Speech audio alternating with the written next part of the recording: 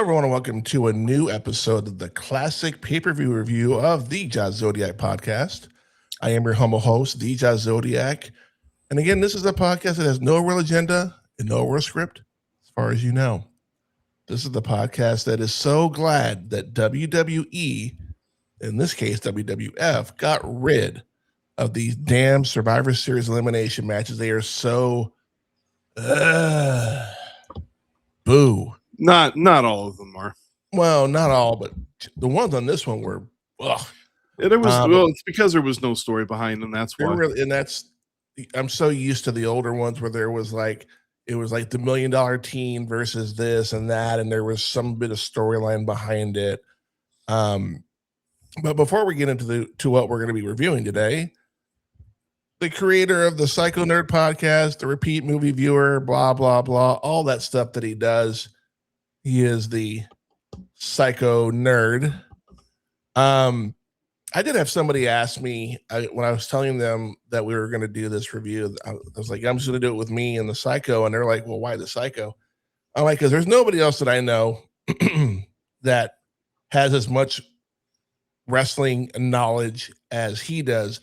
Now, if he was doing a football podcast, I would hope he would call me in because I have this fucking dome full of stupid football information. But that being said, this particular episode we'll be reviewing pre-Attitude Era. This is what, a couple months away from Attitude Era? Only a few months. I say around this time, especially after watching the show, this is the genesis of the Attitude Era. Mostly because conception, so to speak.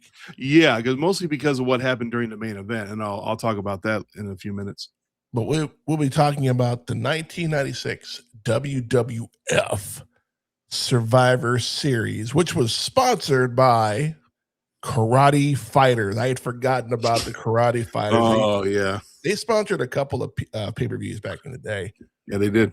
Attendance for this show was 18,647 in the historic Madison Square Garden. I can't think of any better place to have a pay-per-view than New York City at the Garden. No, and so many iconic pay-per-views from that location to begin with.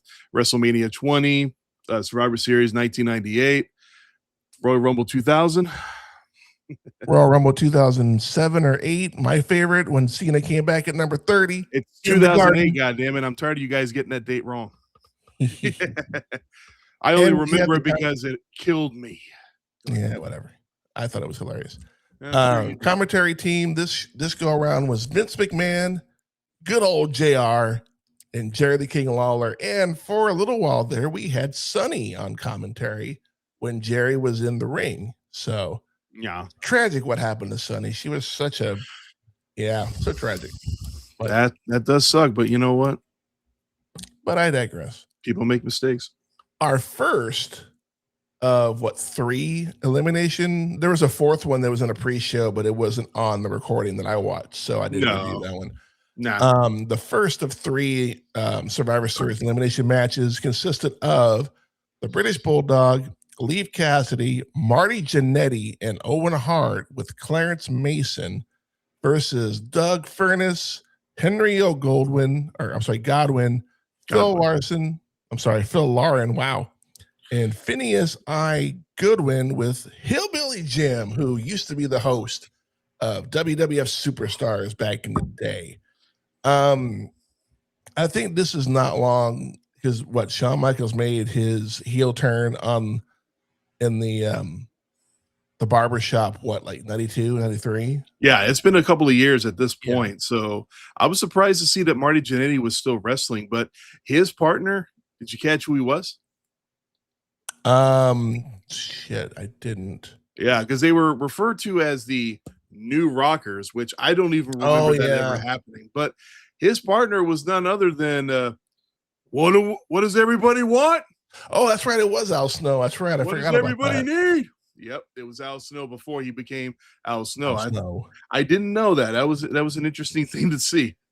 Personally. I will say that when this match was kind of boring, except when the British Bulldog or Owen Hart were in the ring. I can't disagree with that because they're both great. They're both great specialists. part of the Hart family, the Hart Foundation, all that stuff. Trained in the what was it called? The dungeon. The dungeon. Yeah, the dungeon. There you go. Yeah, Stu Hart's dungeon. And this match, I didn't really get a whole lot from the package before. It was just they just threw it together, and here they are, four on four. We did have a low blow in this match, and the ref didn't ring the bell.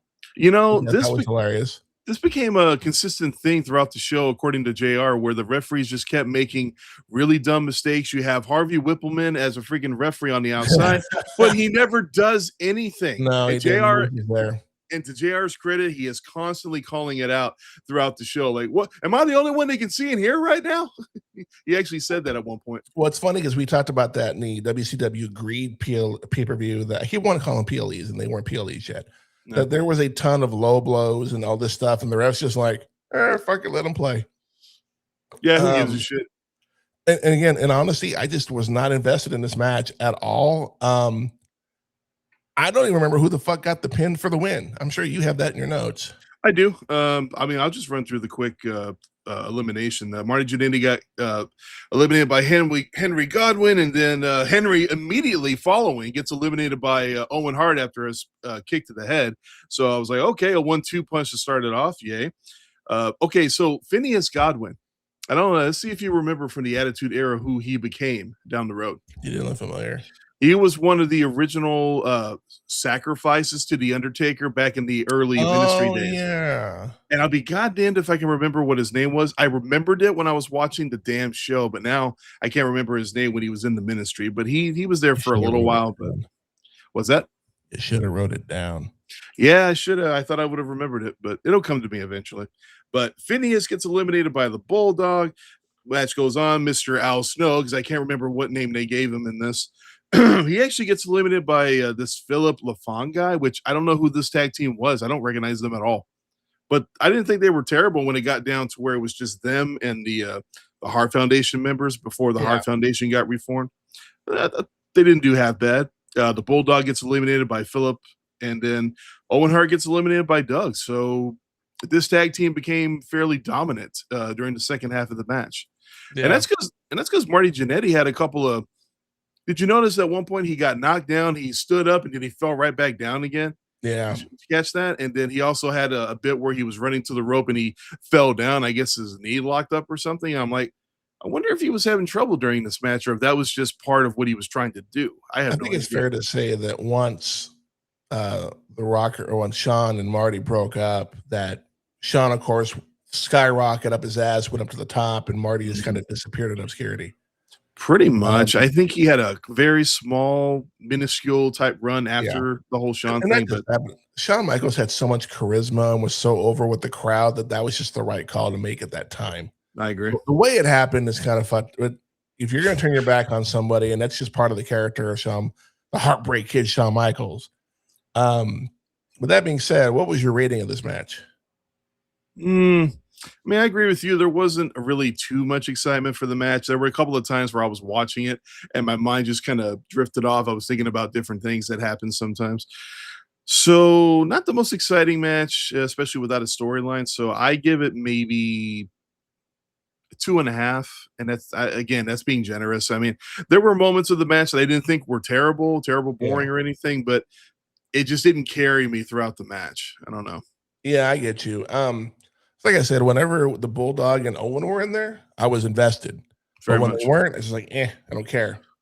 So with that being said, I gave it a 1 star. I just was not feeling it at all. It was just kind of, just kind of boring, kind of, is what it is. I think I was more surprised to see both Owen and British Bulldog get eliminated. I didn't know how the outcome was before watching this. I'd never seen this particular pay-per-view before, but I thought they would have gone over. But shows what I know. Moving on to an actual match, and these two gentlemen throughout their careers, pre and after the Attitude Era, always had bangers. And that is Mankind versus the Undertaker, with the stipulation that Paul Bearer is suspended in a shark cage above the ring, and if Mankind loses, Undertaker gets his hands on Paul Bearer. And this is like it's not long after when Paul Bearer kind of abandoned Undertaker and joined Mankind. Of course, the urn is the source of Undertaker's powers, which they would exploit all the way up until CM Punk faced him in the I forget 2013 or I forget what year that match was. Somewhere in that time frame, but this 1996 was the year of the rivalry between these two. It started literally the night after WrestleMania 12 with Mankind just attacking Taker for no apparent reason.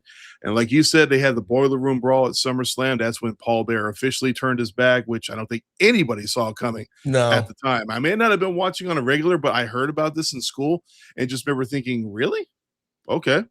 And then they had the Buried Alive match prior to this match at Survivor Series. And yeah, so that's why Undertaker, he kind of came out in a new leather outfit for this particular show. Yeah. They do mention it on commentary. Taker was lowered down. It looked like a vampire when he came down. It looked almost like Batman at some point. Yeah, bat wings. Crazy. This was a great match. I mean, it wasn't perfect again, but this was what, 2 years before the infamous Hell in a Cell match? Does that happen when 98? King of the Ring 98 in June. Yeah, so we're about 2 years prior, or less than 2 years prior to that. These two just beat the living shit out of each other. Mankind taking so many bumps on the outside. I know the padding is supposed to help, but there's just blatant concrete that he's just taking back bump after back bump. At the end of the day, Taker hits a tombstone, and probably the most protected finisher in all of wrestling is the fucking tombstone. And Undertaker gets the win. Again, this was a hard fought battle. But of course they lower the cage so Taker can get his hands on him. And then the Executioner just shows up out of nowhere and starts attacking the Undertaker. And then once Taker gets the upper hand, the Executioner kind of rolls the fuck out, and so does Mankind and Paul Bearer. I don't know the full story about the Executioner. I guess he was a tag team partner of Taker back in the day, or no, I don't think so. He just showed up. I know he was there at the Buried Alive match, and he helped Mankind win that match. But I guess he was just somebody who showed up to kind of help out against Undertaker. If there was any previous history, I'm not aware of it. But for what I read, Undertaker actually fought Executioner at the following In Your House and defeated him. So, okay, fair. So this sets up more of a story. Not just with Mankind, but also with the Executioner. Oh yeah, it's been ongoing for the past few months at this point, from what I read. What would be your rating of this episode or of this match? I didn't think it was too bad.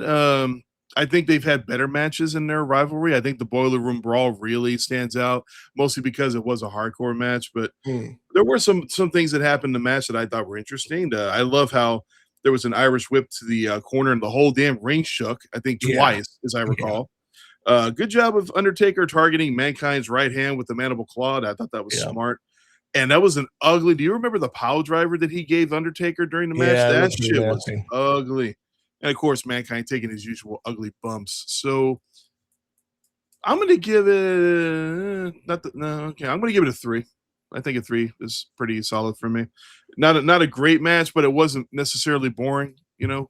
Yeah. But they lose a point because Undertaker never got his hands on Paul Bearer afterwards, and I hate it when they do stipulations like that. Oh yeah, this is going to happen. Match is over. Nope, that's not happening. Fuck you. So, okay, thanks, guys. I also gave it 3 stars. Again, this wasn't a perfect match.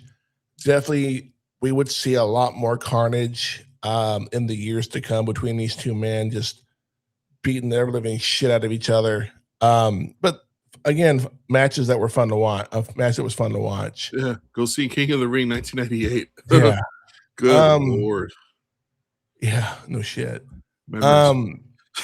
Moving on to the next Survivor Series elimination match, we had Goldust with Terry Runnels out there. God.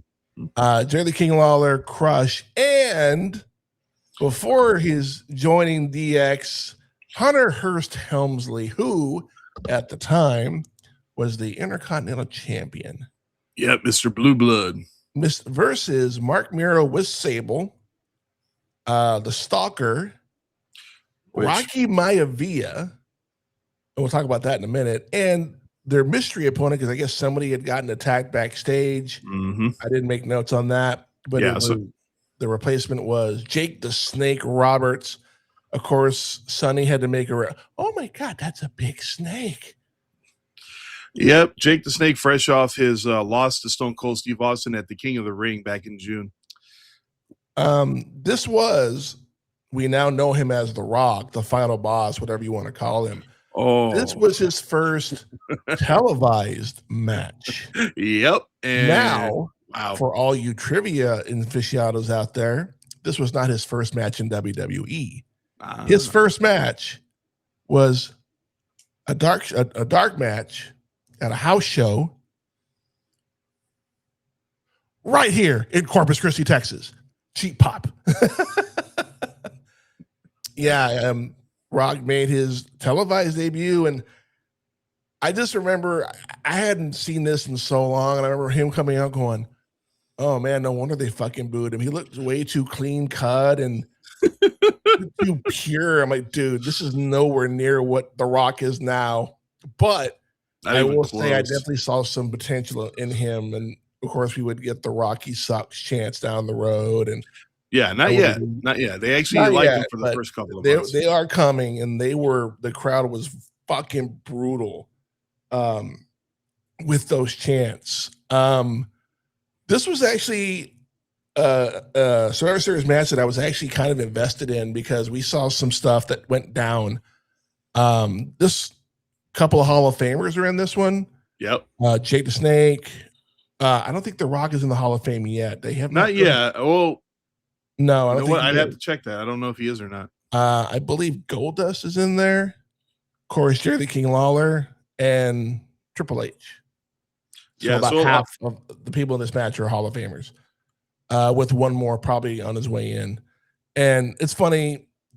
Oh, we'll talk about that later. It's John Cena being in the Hall of Fame, but that's a whole nother argument. I heard y'all talk about it. Yeah. I think that what stood out to me when it came to the eliminations is that Miro pinned Triple H to eliminate him. He pinned the champ, which I think would have put him in the front run for a match with Triple H for that title down the road. But you have the eliminations. Go ahead and throw them out real quick. All right. We got Jerry Lawler is actually eliminated by Jake Roberts. So, yay. Yeah. And it's the stalker. I think it was, they said his name was Paul Wyndham, which I'm familiar with the name, but I always forget who he is. He gets eliminated by Goldust. Yeah, like you said, Hunter Hearst Helmsley got eliminated by Mark Merrow. It's funny saying his name like that again. Merrow actually gets eliminated by Crush, and it looked like he almost got injured. Because I know that Mark Merrow does suffer an injury somewhere along the way where he gets taken out. When he came back, he wasn't the wild man anymore. He became more embracing his boxing past and whatnot. And that's when he shortly after that became a heel. You got Jake Roberts, you got to get eliminated by Crush. That sucks. But then Crush gets eliminated by Rocky Maivia. And to finish the match off, Rocky Maivia defeats Goldust to be the sole survivor. I see what you did there. Again, this was a great match. I mean, Rock looked pretty impressive for somebody who had not a whole lot of training at the time. I mean, he was just doing it. He just was like, I'm not going to play football professionally. I'm just going to go into wrestling. His dad was against it. I'm sure now, I know Dwayne Johnson is no longer with us, but I'm pretty sure now he's like, well, fuck. Well, that was a bad decision on my part.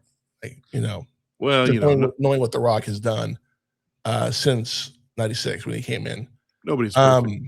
That being said, what would you rate this match?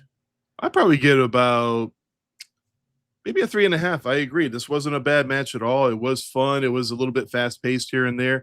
I don't remember getting bored, and it is interesting watching both Triple H and Rocky Maivia fighting each other, knowing what's going to happen with those two guys in the upcoming years. That night, Yes, they were. And you know what? I agree. As much as I'm not the biggest fan of The Rock, as far as his character in the ring and whatnot, this wasn't a bad debut for him. Honestly, no. I thought he did some stuff that if he'd have kept on doing throughout his career, I wouldn't have been so disappointed by his repertoire or lack thereof.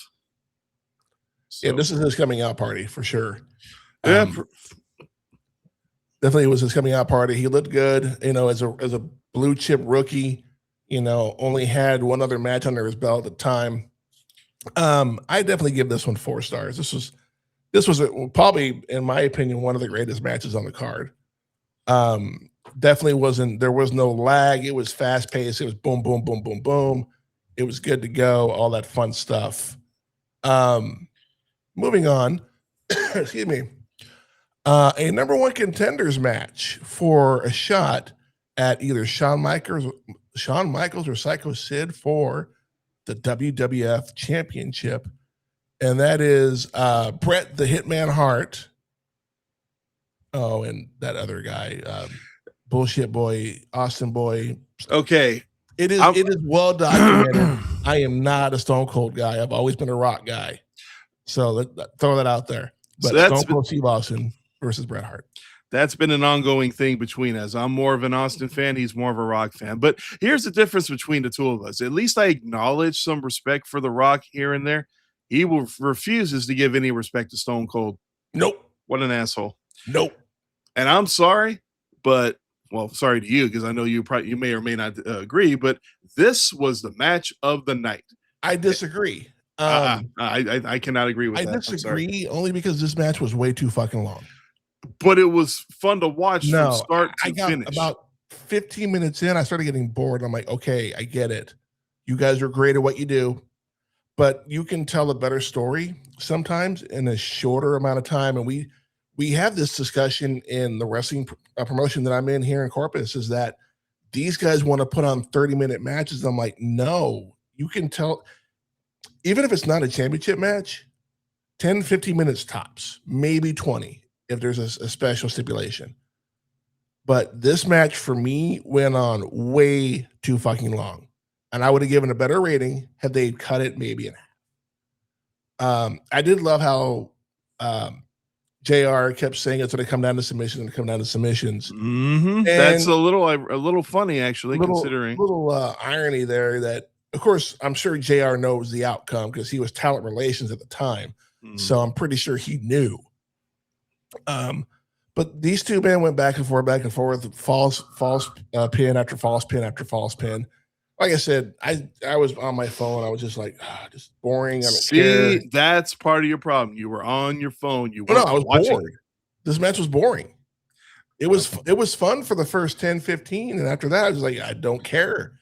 I don't care who wins. I just wanted someone to win the match so I can move the fuck on. I completely disagree. This is this right here is the precursor to the submission match that happened at WrestleMania 13. Yeah, which I will agree. Without them even trying, both men did turns without even saying a fucking word. During that match, yeah, they sure did. Yeah, you have Bret Hart who becomes the heel, and you have Stone Cold who becomes, I wouldn't say the babyface, but definitely the anti-hero against the authority, that kind of stuff. Pretty much. And the way this match ends is that, for those who've done their homework, Stone Cold used to be the ringmaster who was a protege of the $1 Million Man. Everybody's got a price. And everybody's going to pay. $1 Million Dream. Bret kicks off the turnbuckle, puts him in a pin. 1, 2, 3. Match is over. Bret Hart will go and get a title shot on the winner between Psycho Sid and Shawn Michaels.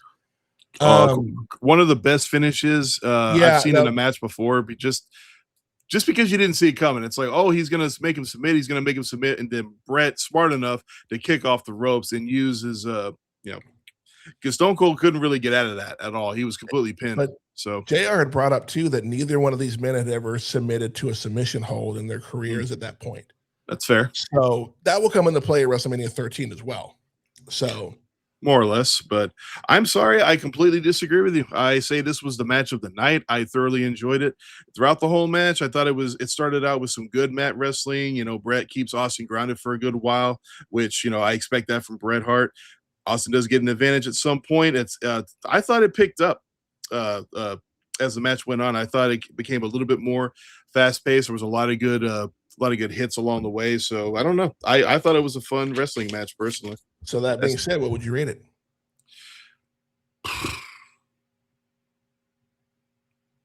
Only because their match at WrestleMania was that much better because they could do anything they wanted. I give it a 4 because that match was just that much better. As good as this match was for me, the one at WrestleMania is just whoop, right up there. See, and I gave it 2.5. Again, if it was shorter, I would have rated it differently, but I just was not. I got bored. It was too fucking long. I get it. You know, you're telling a story. These two men, both future Hall of Famers at that time, both future champions. I think Bret had already had it at one point. Stone Cold hadn't gotten there yet, but I just felt like it didn't need to be that long. I was not captivated. I was captivated at the beginning and then the end. It's the middle part that they lost me. And you know, to each their own. You know, you may disagree with my rate. That's fine. That's what's beautiful about wrestling is that we can all have our own opinions. But unfortunately, in true heel fashion, your opinion is wrong. You're just hating on Austin. That's all. No, really not. This is a good match. Austin looked really good. It's just, but they're both in the match, so they both went too long. It proves to me that Austin did a good job of doing more mat type wrestling back then, a little bit more of that kind of wrestling back then before he kind of turned more into the brawler Austin that we knew during the 1997-1998 time frame leading into the end of his career. So moving on, we have the final of the Survivor Series elimination matches. We have Flash Funk, Jimmy Superfly Snuka, Savio Vega, and Vega, not Vega. Sorry, I don't know why that came out. What did you say? Yeah, it was Spanish or something. I'm not going to say. Okay. And Yokozuna with a beard versus Farouk, Vader, and the fake Diesel and Razor Ramon. Which I remember watching this back in the day and going, "This is so fucking." This was a blatant slap to the face to Holland Nash, who had already made the jump to WCW at that time. It was insulting, not only to them, but to the fucking fans. Like, do you think we're stupid? And not only that, I'm watching Diesel come out, and I'm going, hit pause, and I'm like, you recognize him? Kane. It's fucking Kane, sir. That was fucking Kane. Right. What the hell is he doing here? He's already. I mean, he was Isaac Yankem before a few years prior. God, the dentist, yeah, and then eventually he became this, and this is just under a year away from his debut as Kane at Hell. That's gotta be Kane. So yeah, he's already got the long hair and everything. He just needed a change of paint, so to speak. And I did put in my notes that Flash Funk was the OG Godfather because he had a couple of hoes out there doing his thing. They say this was his WWF debut, but his career didn't last long in this company. No, he didn't last long once the Attitude Era really took off. This match was chaotic from the word go. Were there any eliminations? I don't remember seeing any. Only two. Only two. Savio Vega gets eliminated by the fake Diesel, future Kane, whatever. And then the fake Razor gets eliminated by Jimmy Superfly Snuka. And then all of a sudden, Vader goes in. I think it was Vader hit somebody with a chair. And then somebody else came out with a chair. And all hell broke loose. And the referee's like, it's like that scene from Major League 2. What are we going to do? Toss him, I guess. The whole team? Yeah. All right, you're out of here. Oh, yeah. So it was like that situation. So it ended a double DQ, and I'm like, what the fuck? You know what? Match that didn't need to happen. I guarantee this was probably a situation where they went out there and they're like, hey, we're running out of time. This proves my theory that the fucking Bret Hart Austin match was way too fucking long. What the fuck ever. I'm just saying, if this match was cut short, they took their time. Those greedy bastards. That said, what would you rate this? I wouldn't even call it a match. I wouldn't either. It doesn't even last that long, but it is fun to at least see Jimmy Superfly come back. Again, this is before all the allegation shit. Yeah. It is fun to see fake Diesel there, you know. I see fake Razor and I'm like, dude, just stop. You're embarrassing yourself right now. Seriously. Yeah. But I give it maybe a 1-star just because it was exciting for when it was happening, but it was very much Oh, that was kind of cool. Oh. Yeah. Oh, hey, look at that shit on the rope. Yeah, So. I gave it a 1 star as well. This match didn't need to happen. This was kind of a throwaway match. It almost reminded me of the Brodus Clay Drew McIntyre match from a Rumble in 2012 that we reviewed last month. I'm like, yeah, this didn't need to happen. This was no. stupid. But that being said, we go to our main event of the evening. Oh boy. Sycho Sid versus the Heartbreak Kid Shawn Michaels with Jose Lotharino, and this is for Lothario WWF Championship. The winner of this match faces Bret Hart for the title at the next pay-per-view. This was a great you have this is a David versus Goliath type of match. Pretty much. Because Shawn is now nowhere near as tall as Sycho. Sycho Sid is what, 6'7"? Something like that. Than I am. You big motherfucker, yeah. And this was a match that both men held their ground. Usually when it's a big versus a little guy, the big dude gets winded fairly quickly. Not the case here. There was a lot of chaos. I'm sure you have better notes on this match than I do, so take it away. Sure. I mean, the match goes back and forth for a good while. I know that Sycho, he starts off with a few stiff hits to Shawn right off the bat, just establishing his power right off the bat. But they kind of go back and forth for a while. Nobody really seems to gain an advantage for too long during this match for the first about 10 minutes or so. But then at one point, they end up on the outside, and Sid gains control, and he pretty much takes control for the majority of the match up until the ending. Which unfortunately, it didn't go well for Jose Lothario, unfortunately. No, it didn't. No, it Sid ends up grabbing a camera from a camera guy, which earlier in the match, he actually had an incident where he was backing into the corner and he tapped the camera guy and he pushes him like, get the fuck out of here, dude. What's wrong? But then he grabs a camera from one of the camera guys and he hits Jose Lothario right in the chest, who at the time, as soon as he was grabbing the camera, he was standing on the apron, wrong place, wrong time, gets her right in the chest. And that ends up being the end of Shawn Michaels, because at that point, his attention is not on the match anymore. It's kind of like Rocky with Mick in Rocky 3. After that little incident happened, he was not in the game at all. He was completely taken out. He was more concerned about Jose. Ends up getting the same camera belted right into his back, and then ends up getting the power bomb from Sycho Sid, and we have a new WWF champion. Yeah, exactly. A little bit of the trench to be okay with it too, which is funny. I didn't know it was Shawn. I mean, people were cheering for Shawn, people were cheering for Sid. I'm like, okay, who's the heel? Who's the baby face? Honestly, I was surprised. I was surprised. They were booing the hell out of Shawn. Every time he gained any kind of an advantage, the boos they got louder and louder. I did not know that he let's say, to be fair though, this is before Shawn lost his smile. This is around the time he lost his smile. I think shortly after this is when he cuts that. Yeah, this is when he cuts that promo, because he doesn't wrestle again for mainstream for a while after that. So, but yeah, I thought this was a great match. We have a new champions, Sycho Sid versus Bret Hart, which I'm sure will be a banger. We're not reviewing that particular pay-per-view this particular year, so maybe next year. Maybe next time, but you know, we know Sid carries it for at least a few months. So that being said, what would you rate this match? You know what? For the 20 minutes that they had for this match, or give or take 20 minutes, they utilized every moment, I thought, pretty wisely. So I'm going to say I'll give it a 3.5. 3.5. That's not too bad. There was a decent story going on here, especially towards the last 5 minutes. So showing that Shawn Michaels does have a heart when he wants to. Oh my God. Where was that when he sweet chin music fucking Marty Jannetty into the glass? Shit. I knew he was going to do that. Like, yeah, okay, Bobby, whatever. Yeah, sure you did.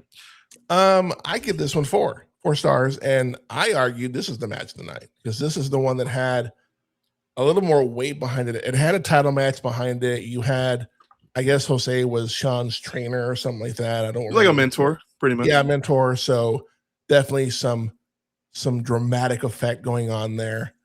But yeah, I give it 4 stars. It was a great match, and it was a little bit longer match, but this proves what I said about the Bret Hart and Steve Austin. It didn't drag. It went on, but it had action throughout. And this is what I'm talking about. Had they either shortened the match or had more action in that match, I might have rated it higher. Taking nothing away from them, I just think they had too much time. They may have gone over by total accident. But they might have. Who knows? But well, with that being said, letter grade. What is your letter grade score of this show? Well, let's see. You got one not so great Survivor Series style match, one good one that kind of just flew by, and then two good matches on top of that. What else was there? I'm trying to remember how many matches there were. Was it 5 or 6? I think it was. Oh yeah, Mankind and Undertaker. Right. You know what? I'm gonna give this one. Damn. You know what? I'll give it an A-. That's what I'll do. A-, because I can't say it was a perfect show because of that one Survivor Series style match that wasn't exactly as great as it could have been, and of course the one that lasted 5 minutes, which I don't think you can do a proper Survivor Series style match in 5 minutes. But yeah, I give it an A-. It's not perfect, but it was a good show all around. Okay. The main event was good. The match between Bret and Austin is my favorite of the show, and yeah, it wasn't a boring show at all. This is one of the better Survivor Series I've ever seen. See, I disagree, and I'll tell you why. The first elimination match was kind of boring. Again, like I said, it was a 1 star. Mankind versus Taker was definitely a good match. I'll give that the props it deserves. The Rocky Maivia elimination match was good. Again, that Stone Cold match went on too long. That other elimination match, just why? And then Sycho Sid versus Shawn was a great match as well, but I tend to weigh more on the negative than the positive. So with that, exactly. I rated this a C+. If you could take out the shitty matches and put in the good matches, I'd give it an A. But though, I'm not grading on a curve. I've said that before, and I'll say it again. So I give this show a C+. A C+. Wow. Yeah, not generous at all. No, I'm not. And it's a good thing I'm not a teacher too, because I would grade very, very harshly. Like, oh, you're freaking stupid. See me after school. Fuck you. Yeah, whatever.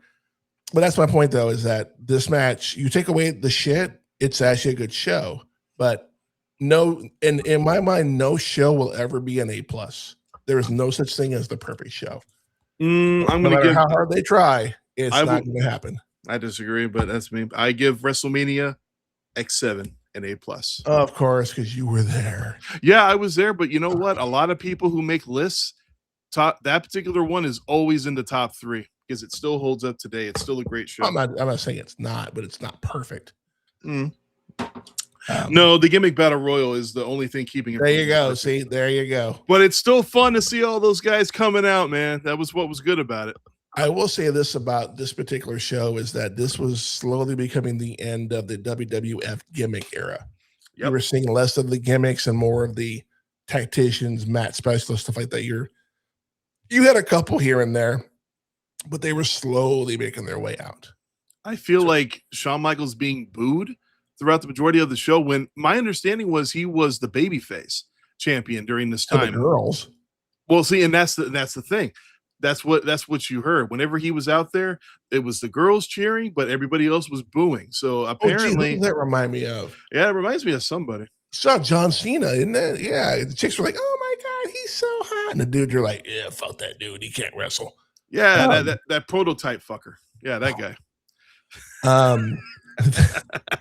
On that note, this will conclude this review of the 1996 WWF Survivor Series. Next month, we're going to go back to WCW. We're going to go into the Spring Stampede. What year did we pick? 94? 1994. 1994. 2 Damn. years before I ever started watching WCW, and 2 years before I became a full-fledged wrestling fan. Yeah. So it's always kind of on and off before 1996. So make sure you stick around for that particular review. But until then, Sycho, promote your shit.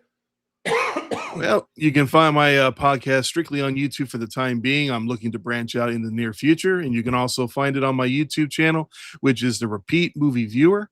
Type in either one, and you'll find all of my content. We're up to episode 10 now. And again, we're filming this in December, so he might be up to 11 at that point. So just maybe 14 or 15, but we'll see. Yeah. And myself and the Sycho and my buddy Lord Scuba Copper, we have another podcast called The Real Movie Critics, where we review new movies and old movies. Do not ask me what we're doing next, because we're recording this in fucking December.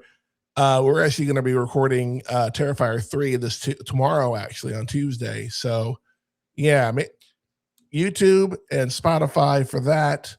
Go check out the old episodes and the new ones as they come out. Hit like, subscribe, and follow. And also the Just Zodiac podcast. We're doing a once a month review of a old school pay-per-view from WCW or WWE/WWF. And then, of course, we'll do our PLE reviews with myself and whoever else wants to be on, with the Sycho, Charles, and Miss Nicole. And then, of course, news around WWE as well. Again, Spotify, Apple Podcast for the Just Zodiac podcast, and YouTube. Also have a Facebook page for both. Everything you need is right down below. Where's my finger? There it is. Couldn't find my finger because my camera's over here. Down below in the description, you'll find my link tree. Click on that. Everything you need for my shows is down there. For with that being said, for the Sycho Nerd, I am the Just Zodiac. This has been the Just Zodiac podcast. We want to thank you for joining us. We'll hope to see you next time. And until next time, in the world of Superman, be the Green Lantern. We'll see you next time.